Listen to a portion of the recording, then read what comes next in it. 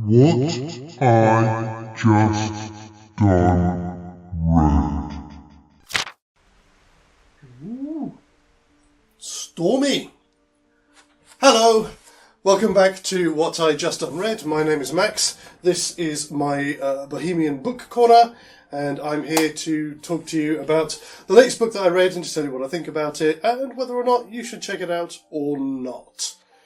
Before we look at what we're going to be talking about today, very quickly, I do need to make a quick apology. This is to Buzz Dixon. Back in episode 7, when I was doing the 27th Handbook of Horror Stories, I was talking about the story in that volume that Buzz had written called Spiders, and went on to say that in some of his other work he'd written a Spider-Man versus Tarantula story for Marvel Comics. Buzz, being the gentleman that he is, actually contacted us and said, actually, that wasn't me. That was Chuck Dixon, who is a rather bigger name within comic book circles, and the error is entirely my own. So thank you, Buzz, for letting me know my faux pas, and apologies to both yourself and to Chuck as well. Okay, next thing of all, of course, I should probably say Happy New Year. I know it's a bit late by the time you get to see this, but meh. So I suppose the next thing is our word of the day. Our word for today is a nice and simple one, and it is peen. There's nothing untoward about it, and like any good artist, the best thing is to show and not to tell. I can show you what a peen is. That is a peen.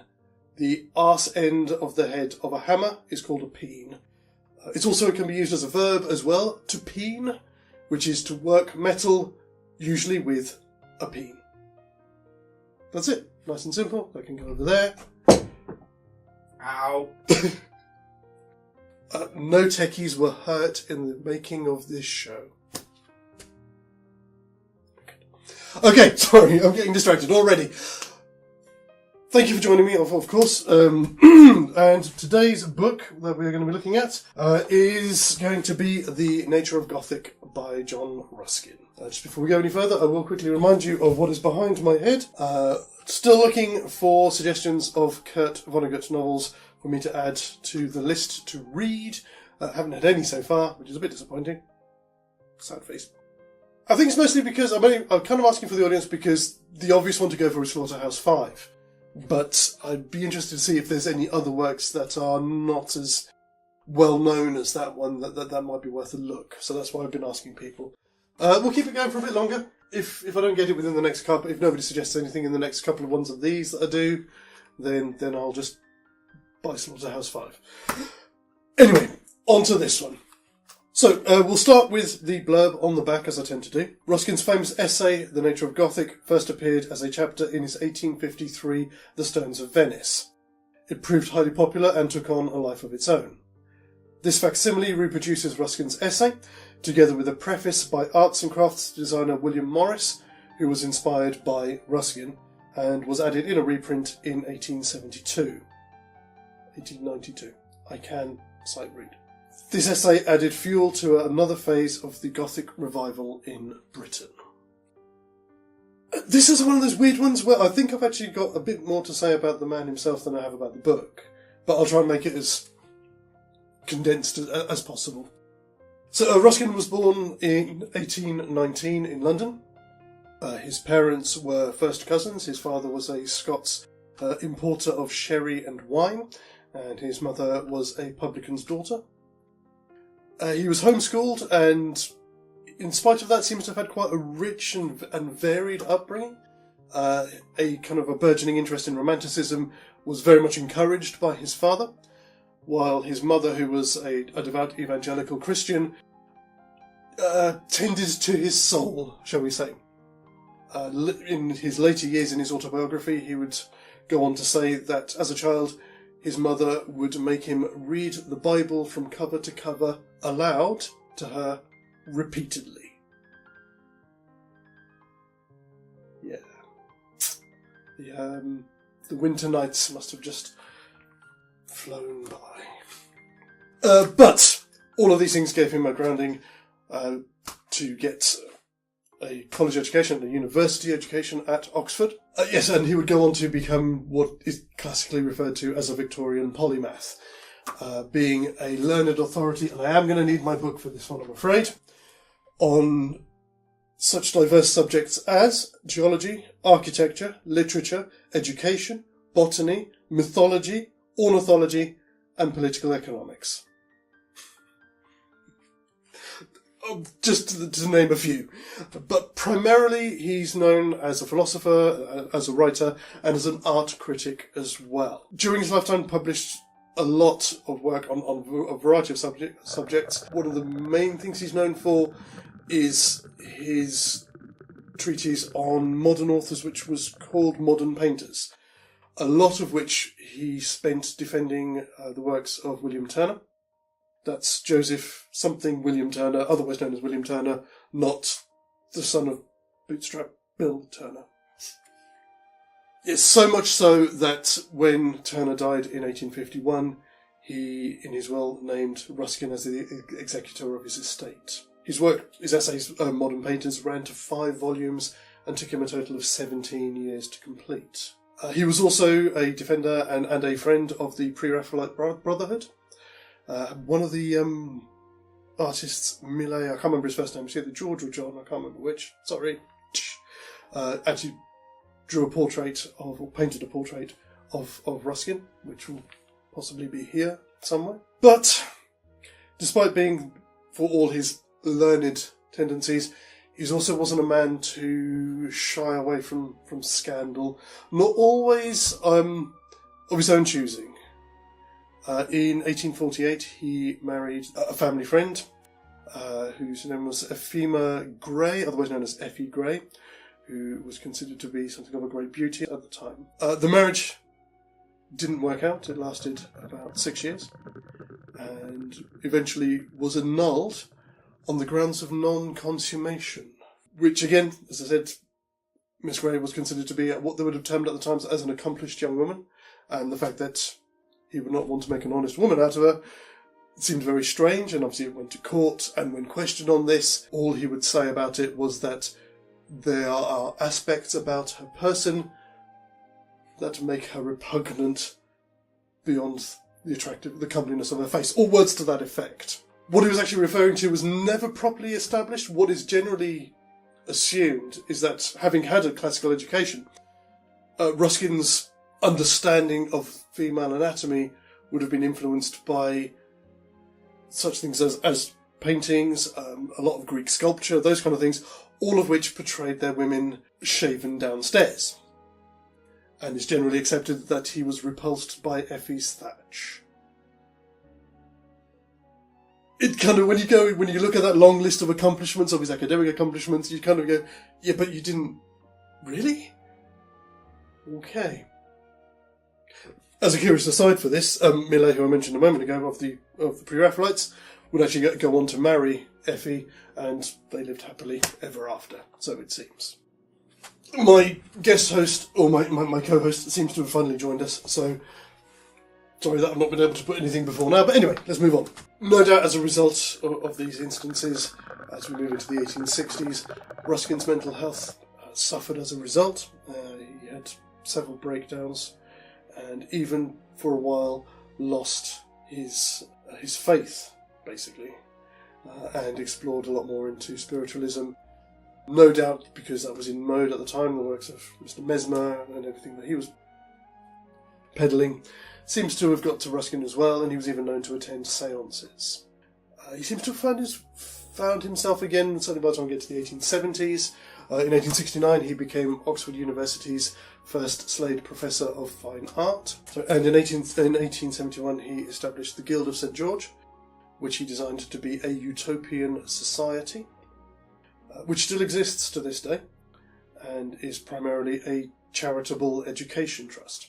It also manages the Ruskin estate, the house that he bought on Coniston Water, Brantwood, which is now the Ruskin Museum.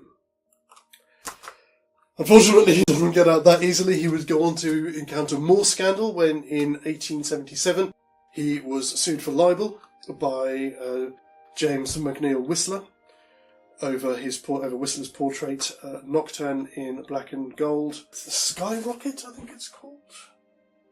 The Falling Rocket, which actually I'd never heard of it. I'd looked it up when I was researching this. It's actually a really beautiful painting. I think it's amazing. But Ruskin being very much more about naturalism in art, to him it was kind of anathema to him. And he wrote of it when he learned that Whistler was asking 200 guineas for the work.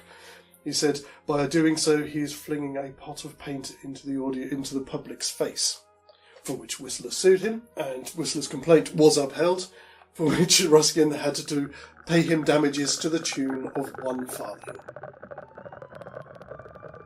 It's that kind of era when everyone's just, it's almost like, it's kind of what happened in America in the 80s, where everyone was suing everybody over absolutely anything. So we just did it a bit earlier. Towards the end of his life, he seems to have declined a bit in his work, and eventually Ruskin passed away at his home in the Lake District of influenza in 1900. But the book itself. So I have a fascination for the Gothic, both purely because of morbid curiosity and also as a writer as well. I love the aesthetic of it. And I must admit, when I was first told about this book, I believed that it was a treatise on the Gothic literary aesthetic as opposed to the architectural aesthetic, which is actually what this is. It wasn't disappointing at all. It was just like, oh, well, okay, there will be things to learn in here. If you are interested in the Gothic literary aesthetic and you want a book to read on that, then I would highly recommend this book, because it's brilliant. Especially if you are a budding writer, very much so. Grab a copy of this, you will not be disappointed. I will even probably put a link to where you can find a copy in the description below. So what we have here, as I said, is a study of Gothic architecture and the elements that Ruskin has singled out to define what that is. Basically, he reduces it down to 6 key elements that any work of architecture that can be considered in the Gothic milieu must contain to some degree. And those are savageness, changefulness, naturalism, grotesqueness, rigidity, and redundancy. Which anyone who's worked in the entertainment industry, especially probably on YouTube, you'll know something about redundancy. The majority of the book is him going through each of those elements in turn and describing how they came to being, how they affected the evolution and the development of the Gothic style, and does so in a way that's not... how can I put it? This isn't a technical manual. As I say, this was written by a Victorian polymath in the 1850s. So, with the upbringing that he had, a lot of it at places, it does read like a sermon. And he does take a very holistic approach to it. So it's not just about, oh, well, this is what you need to do to achieve this effect. It's about the interrelationship between the architect who designed this building and the level of competency of the builders of the workmen who made it. And he does take the time in here to delve into a lot of things that would have been contemporary to the time when he was writing, not least of which being the effect that the Industrial Revolution was having on the British landscape. Perfect example. And again, the way he does it is actually quite beautiful. So things like this. So for example, he says, "And the great cry that rises from all our manufacturing cities, louder than their blast furnace, is all in very deed for this, that we manufacture everything there except men. We blanch cotton, and strengthen steel, and refine sugar, and shape pottery, but to brighten, to strengthen, to refine, or to form a single living spirit, never enters our estimate of advantages."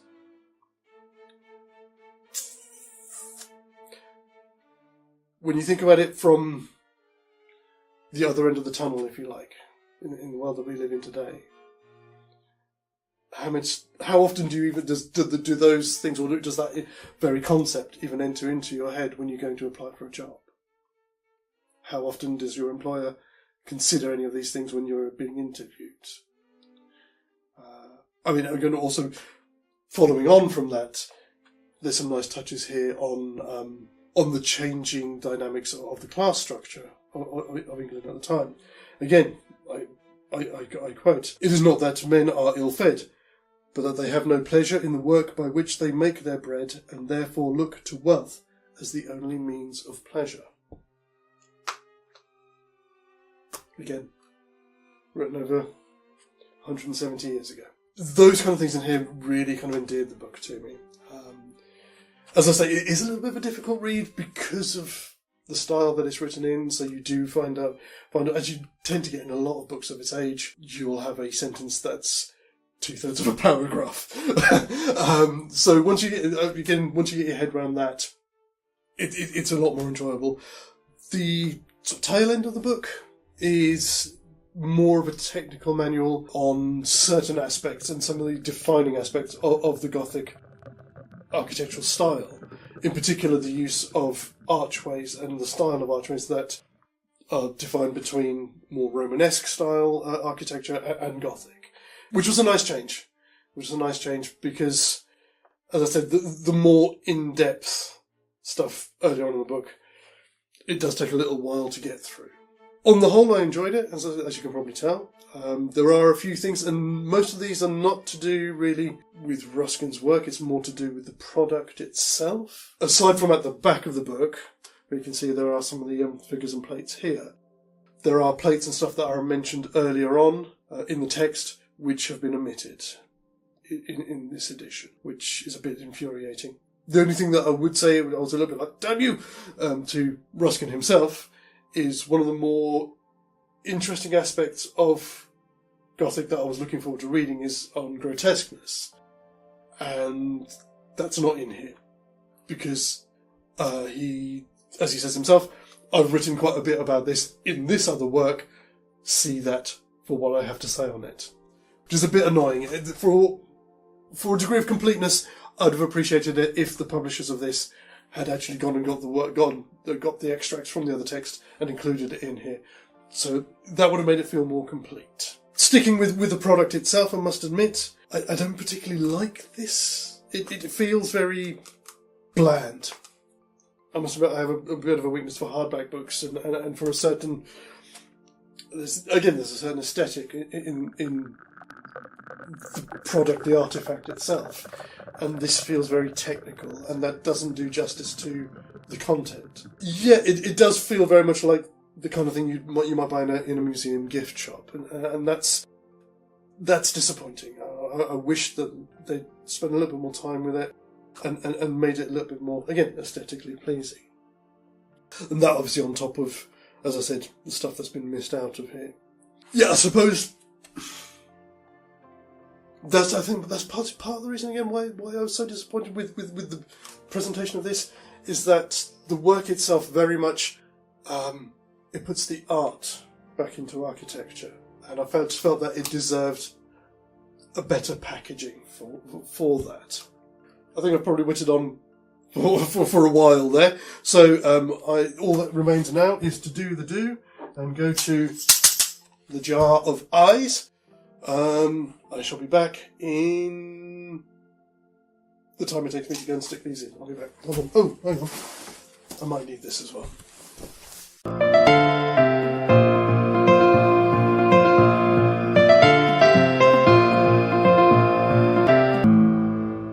Oh, and I'm back. Oh, drink. Cheers.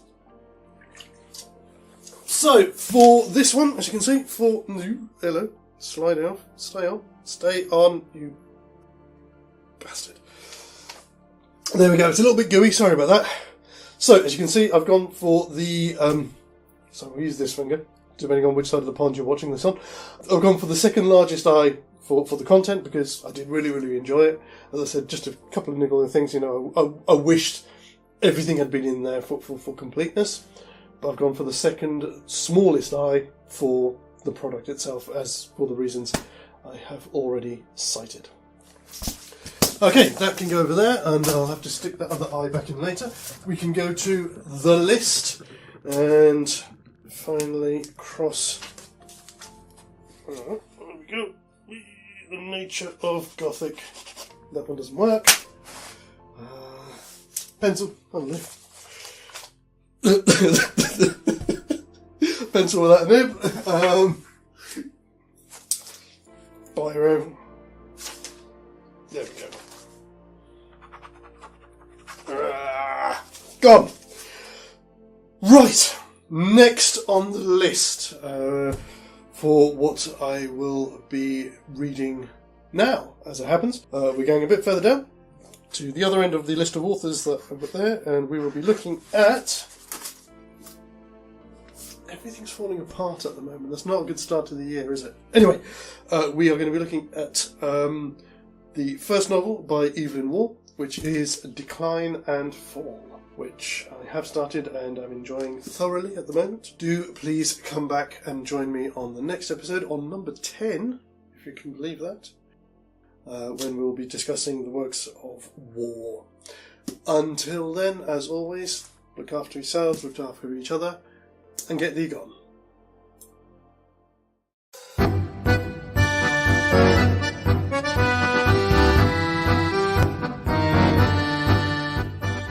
Welcome back to... Which is it? Is it what... I can never remember. Is it just... Huh? Oh, what I just unread. What I done just read. It is that way. Or is it what I just... I don't know.